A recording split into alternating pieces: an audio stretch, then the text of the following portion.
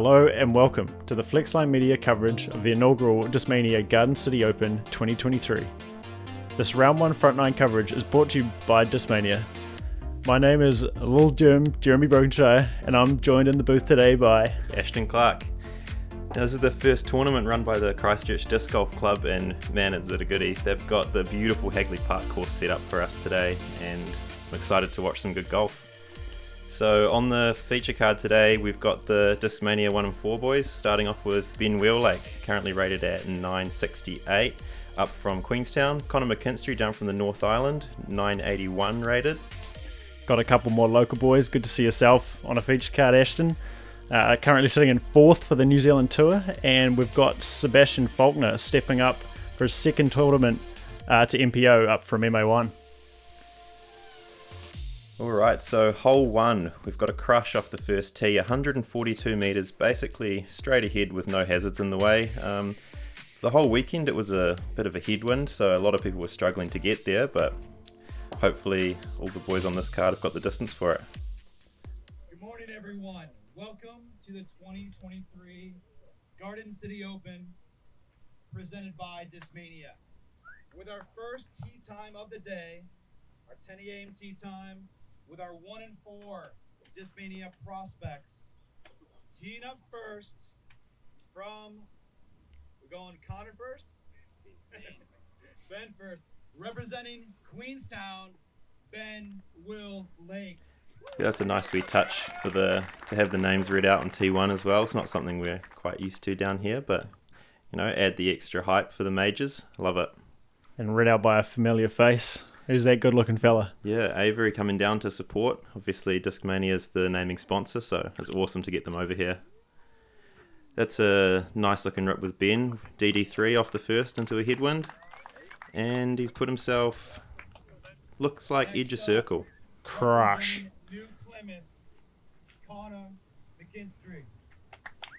So it kind of looks like he's grabbing a cloud breaker here. So just another DD3, slightly flippier than regular runs, I think. So we'll see how this one goes. Yeah, it's good to have you in the booth, Ashton, with all this extra knowledge about all these Discmania discs. All 4 of our card today will be purely thrown Discmania. Yeah, from what I can see, we all have quite a lot of crossover in the bag, as you'd expect, but another DD3, surprise, surprise. You! How are you playing this hole, Ashton? Stockheiser? Yeah, just my beefiest DD3 I've got. It's actually the first DD3 I ever bought, and it's still the most overstable, so those old pink ones go well. Nice, that's a crush too. Yeah, hoping to get it in the circle, so coming up a wee bit short. I don't think a lot of people won't be expecting Seb to come up short, but we'll see how he goes, eh? Yeah, for young 16, 17-year-old Seb, man, he has an arm, and it's great to see him stepping up for his second tournament in the MPO field from MA1. Cool. He's got this one out there on a good line. Might have wanted a wee bit more turn, but you can't go wrong with getting it to circle's edge on a hole like that. Still looking at about 50% effort from Seb too. Oh, nice safe floaty run from Connor. Yeah, taking your par here, you're not really losing too many strokes on the field. The 142 metre hole is definitely a distance that us local players aren't too used to throwing in New Zealand. So it's good to see some longer holes and longer courses being brought into the tour. Yeah, it's definitely in the bonus birdie category for us for sure. But I feel like on a calm day with no headwind, you'd be seeing a lot more birdies on this because a lot of players nowadays in New Zealand are pushing that distance to the 150 mark, I'd say. Yeah, I'll speak for yourself. So, Ben with the closest drive, and he's nailed the putt on the tough hole 1, so off to an awesome start there. Yeah, great putt from Ben. And I believe that was the only MPO birdie as well. We also had another birdie from George Moss in MA1, which is a real good start to the round on a pretty long, difficult hole. Yeah, with most players planning on taking a par, you're certainly sneaking one off the bat there to get yourself going. Rest of us just tapping in for an easy 3. Next up, hole 2, 80 metres. OB path down the right hand side, pretty low ceiling. There is a sneaky hyzer out if you can get the courage to throw it around the trees. But yeah, generally a straight turnover or a forehand will get the work done. Yeah, so a bit of a contrast to hole 1 where you're just unloading onto the full driver. This one is really just throw what you can throw straight and hit that height point perfectly. You got to get over the hill and under the tree, so it's a pretty narrow window to hit. Connor's done that nicely, catching some branches and bringing the disc to a stop just outside the bullseye.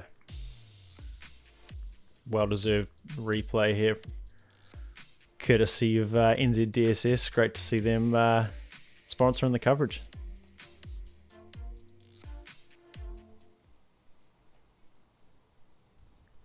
Yeah, with this hole playing slightly downhill as well, not just the low ceiling and the height control. It's also important to get that angle control throwing downhill. Of course, yeah. So Seb coming in pretty fast there, but checking up nice and close still. So you're not usually stoked when you're bringing your tilt out this early in the round, but it does me well there, getting myself a nice putt. Great scramble disc. It's a nice shot from halfway down the fairway. Yep, that'll be an easy par for Ben.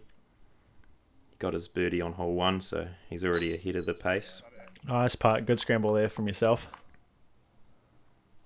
Yeah, it was a little bit nervy, first proper putt of the round. It's not really a hole you want to bogey either. Definitely not. So, good putt cleanup, and that's a great putt from Seb. Nice birdie. Get us around started early. He'll be stoked with that. Get rid of some nerves. Yeah, for sure. That was the line I was trying to get, but obviously he hit the right height and he was rewarded. Connor taking the backhand approach, also rewarded with a birdie. Not too bad from our feature card here on hole 2.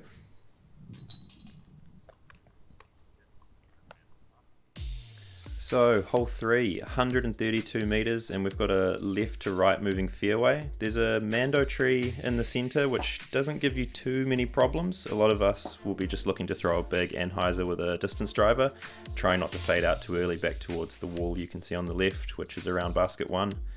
Low ceiling over the green, so it's another tough birdie, but very simple par.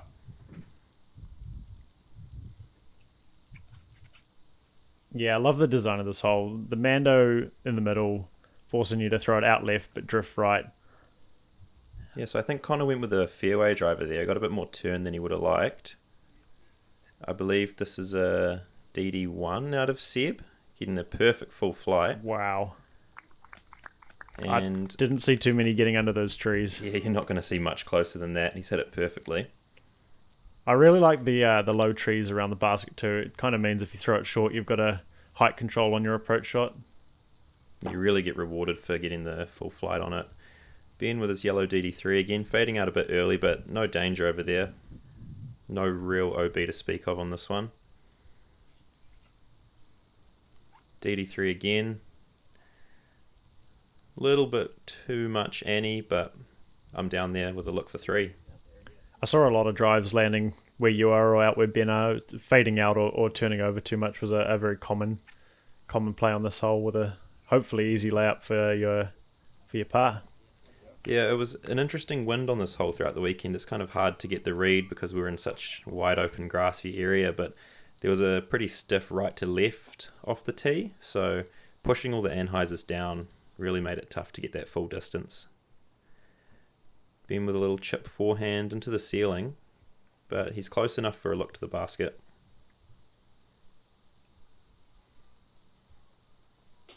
Ooh. Seb looking at a rare birdie putt on this hole, puts it just low. Perhaps a few nerves getting to him there. Ben's got a little bit of a tester, but no problem for Ben. Good cleanup. Yeah, that's best case scenario after hitting the tree on your upshot really. Just make the nice putt. I've got a similar distance here for par. Nice putt, nice and high. Yeah, so I'm just cruising on par at the moment. Nothing exciting happening. The rest of the boys have got a birdie each. Connor tapping in a simple par and Seb as well. So a clean start for the card.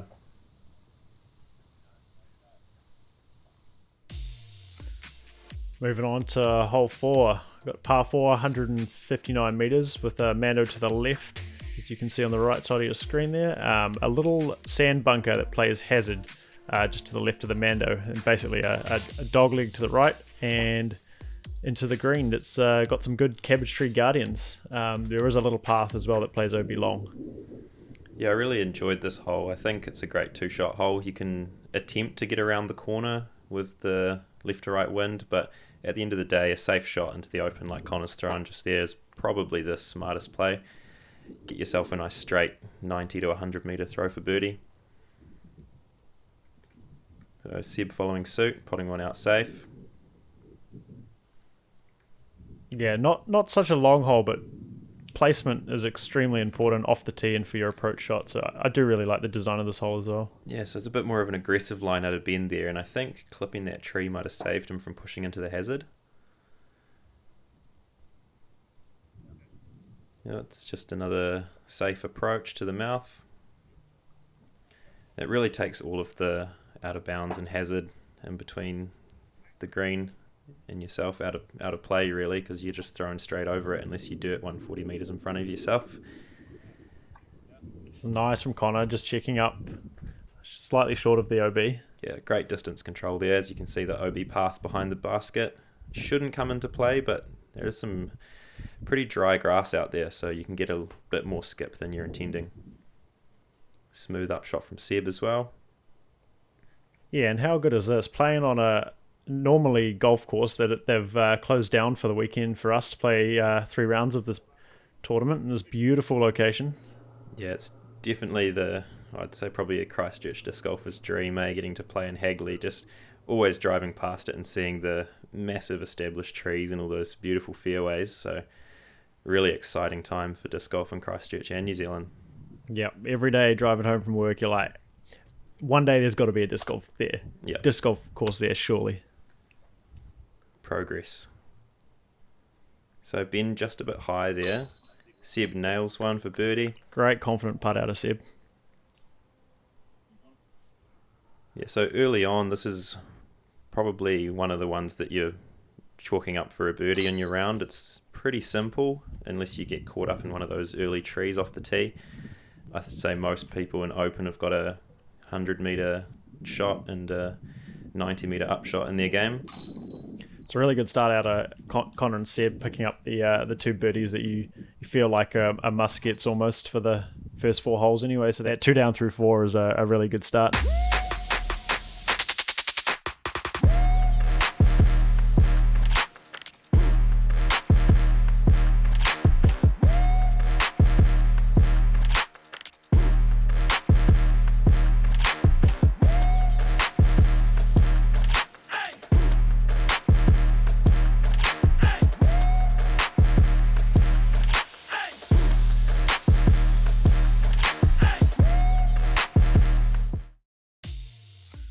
Alright, moving on to hole 5. We've got a short par 3, 83 metres, and you can see a Mando tree on the right. Drop zone to the left of it there. You really just want to put one around the corner with a forehand or maybe a turnover mid-range. And path right is OB. Connor taking the backhand option here. Kind of a tricky angle on this hole, like getting it inside the trees but not enough to fade out, especially with the forehand to skip over the path. Yeah, he's absolutely nailed that one. Oh, he's got himself another NZDSS replay. Yeah, a bit of a trend going on here. Connor with the replays. And the follow flights. Giving us the park jobs. Love that flex line follow flight. So you can see through the main gap Seb's thrown here, there is that one thicker tree that you really want to beat. That's kind of the only thing that can slow you down on this hole. And that skipping left and finishing quite hard to the right, that path really got in my head. So for me, it was all about checking up before you skip out over the path. Speaking of, there's that tree. I forgot I hit it, but I must have been a bit of PTSD there. I do like the backhand turnover on this hole. Really takes that, well, hopefully, OB path out of play. Yeah, of That's course. Beautiful from Ben. The disc will finish nice and softly as well on a flat angle. Hopefully, if you hit it right, the forehand could potentially skip over the path. Nice little cheeky run there. Yeah, no danger. Just trying not to put it long and have that low ceiling putt as a comebacker. Confident putt from Seb. His low spin putt will do him well this weekend in the wind, I'd say. Great start at it, Seb. 3 down through 5. That's awesome. Being a little bit of a low ceiling here, perhaps. I think as far as starts go, the card's off to a pretty decent round compared to most of the field. I think there was quite a slow or just even start for most of the field. So 3 down after 5 is looking pretty good.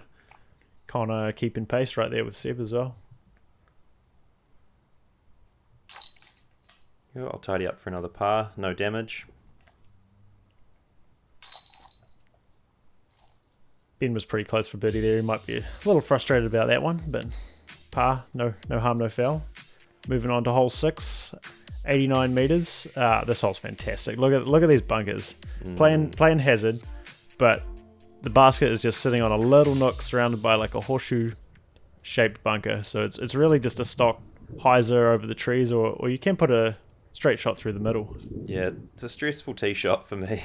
Obviously, the bunker playing hazard, if you land in it, you've got a pretty simple putt for your par, but just the fact of having out of bounds area so close to the pin just weighs on your mind as you're throwing. So Seb keeping one safe, but that's a tough spot to be. Big old death putt back towards the hazard. Is this your PD3 you're throwing here, Ashton? It is pretty much just a brick, goes up and comes straight down. Oh, he just split the bunkers. Look at that. Yeah, so best case scenario really, but a lucky ground play there. I guess this now brings into your head, do you run it or do you lay it up? We'll see, won't we? So everyone opting for the spike hyzer, almost just gambling with the bunker, I'd say. If you hit it, you're taking your par.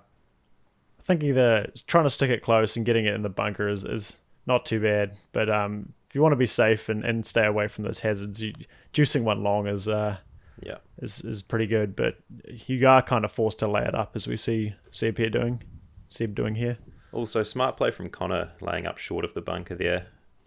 There was no real option to put it on the mound because you can't really control the ground play on that sort of hill like that very easily. It's such a small area. Looks like he's running this. Absolutely. Yeah. Good putt. Confident. I'd say that's kind of the perfect spot to be running the basket because you've got no danger behind. Fading out left away from the hazard. Yeah, exactly. You laying up? So I talked about laying up to my caddy and then I ran it and we're punished for it. So yeah. You live and you learn. I thought early days I'm not gonna win if I don't run my putts from inside the circle, you know? Absolutely. So disappointing bogey there after being CTP, but hey, what can you do? Seb after his smart layup, tapping in for a par. Surprisingly not too many bogeys on that hole, just coming in at 3.15. Yeah, a hole that was bogeyed quite a bit, hole 7. So it looks relatively simple, just a nice wee left to right turning shot through the trees there at 75 metres, but it's quite a steep downhill and then uphill off the tee that you can't really see, so that low ceiling comes into play. You'll see a lot of players throwing a low, almost air bouncy backhand like that, and the forehand option's also there. And something we're not too used to in Christchurch is thrown through tree lines, so yeah, we'll see how our local boys handle this. Yep, there's one of those trees. Who put that there? Ben will be accustomed to the trees, having the gardens right next to him in Queenstown, so nice wee backhand turn over there. Slide it up. Maybe not as much ground play or fade out as he was wanting. I like this line. The forehand made sense to me. Yeah, just trying to drive it down there and hope for a good skip. Yeah, could have got a bit more forward momentum, but I'll take that. So Seb with the long look here. Could Surely give it a just a floaty run. Oh, of course. Yeah, it didn't look like a layup to me. No, that It's looked like a pretty run close. to me. Seb gaining some confidence of that 3 down start, Yeah, maybe. Of course, mid-circle 2 putt. Ben's for running Ben it here. too. Some aggressive round 1 tactics, boys. Yeah, he's got quite a new loftier approach to his putting, which I think is good because he can run those circle 2 putts and end up close to the basket.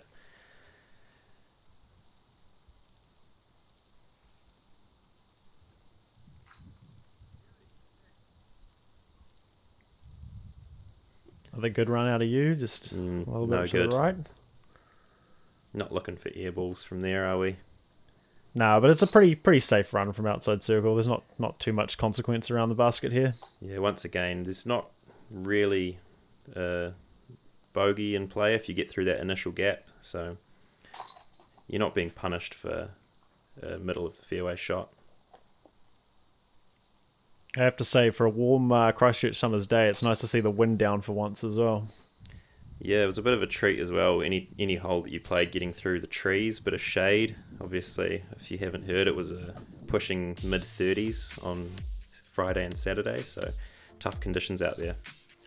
Moving on to hole 8, another par 4. Good to see. Mando to the left off the tee and kind of bending around to the right into the green with an OB golf green long. So those red flags delineating the golf greens and the bunkers. Do you know if this one played as OB or hazard? I actually don't know. I think the golf greens... all golf greens would be OB. OB, yeah. To keep people from walking on them. Yeah, exactly. Not sure if Connor was trying a roller here, but he's gone a decent distance and he's got an open look for the birdie, so it's all good. There's a little bit of wind picking up for Seb's shot. Just as I say, the wind's looking low. Yeah, a bit low out of the hand there, but he's made it around the corner, so he'll have a straight look at the basket. So Ben lining up the Anheuser driver. Following suit. His yellow DD3. Connor? Nope, just a massive air shot. He's hit that perfectly. So oh this my is god. one of the easier par 4s on the course out there, but he's put it well within the circle. I'll try and follow suit with a DD3. You going roller or air shot? I'm trying to air shot just like Ben's, but touch too much height or maybe a little bit of nose up, and I'm fading out way left. That's good though, that's still way down there. Yeah, I got the distance, but prefer to be in the open. This is definitely a hole that you're looking to pick up the birdie. It's a pretty, stock shot off the tee out into the open and a basic approach shot, so it's definitely a must get on the front 9. Except if you throw it into the hill. As I show you how not to play it. I was quite pinched behind that tree there. I had a few options. There was the forehand, the patent pending, but I thought I would try and just lace a little backhand and check up short, but hit the hill. Sorry, mate. Oh, what? That's an incredible birdie save. Give the man a replay. Low out of the hand off the tee. Bit short on the approach, but man, he saved himself with that putt. Circle 2 putt. He got cheers from all across at HQ there because they're looking straight at this basket. And I don't know if they knew it was for birdie or eagle, but it was an impressive putt. Cool, so I'll just be taking my par and Ben steps up for his eagle look.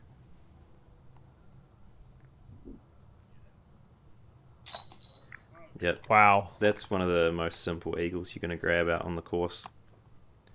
He'll be stoked with that, and he was the only eagle for the round, go figure. Yeah, after his pretty smooth par streak, little eagle, and he's right up in line with Connor and Seb now. The boys are putting a bit of a move on me. Yeah, and like we were saying, hole 8 definitely one you want to pick up coming in for the easiest hole of round 1. Yeah, once again, not really many overpass strokes out there as long as you just stay down the middle. So hole 9, another little par 3, 85 metres. You're really just wanting to pick a side of this big tree in the centre, make it across the OB stream, which is marked with string, and check up under the basket. Everyone will have the distance to get there. It's just a fact of picking out a nice little flex line, really. I like what you did there. So Ben, I think, going with a mutant, really overstable mid-range, and fades out a bit early. From the graphic, it looks like he's alright though. A little slip out of Seb. Bit of a slip, yeah. Good save though, good save. And the designers did really well here to put a perfectly placed tree right in the middle of the fairway. I saw so many people square up that tree right in the middle. Yeah, I really enjoyed this That hole. one. There's so many different ways to attack it. And I think that's always good. So both those boys looking like they're staying safe and in bounds. I really like this play out of you. The overstable flex forehand, that was working for me, and that's a nice shot out of you. Yeah, I preferred it because of there's a lot more open space on the right at the start of the fairway, so I went with that all weekend and hopefully rewarded for it. Seb with the safe layup there. Great front nine out of Seb. He'll be stoked with the first 9 holes. As you can see, Connor is safe. He is in the ditch, but the string line ends about circle 2's edge, so I saw a few people there over the weekend staying safe. Stream wasn't long enough. Need to get some more water. Another nice little lofty bit out of Really out of close Ben. from Yeah. Ben. I do like that new putt out of Ben. It really means you can run a lot of these putts and not have big comebackers. Oh, robbed. Yeah, we don't like those. It's kind of just would have been nice to get my round back on track, but what can you do? Yeah, strong side, but it was really strong side.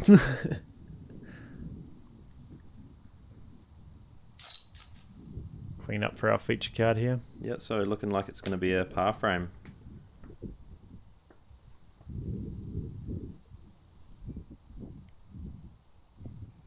So what was your approach to the course on the weekend, Jim? I know that, well, for myself, it was really, a lot of the par threes were more difficult. Take your pars. Yeah, there's definitely holes that I was just playing for par, but picking up the muskets in between, like 2, 4, and 8 for sure. Yeah, the par fours were quite attackable, so I think that's what most people's approach was. So looking at our scores for the front nine, we've got Seb out in the lead at 4 down, tied with Jay Watkinson and Dan Frost. Yeah, Dan, one of the Aussies coming over from over the ditch. Good to see a few of them over here. And we've got Connor, Ben, and a whole bunch of other people on Neg 3 following up the lead. Cool, thanks for joining us for the front nine, and we're looking forward to seeing you at the back nine.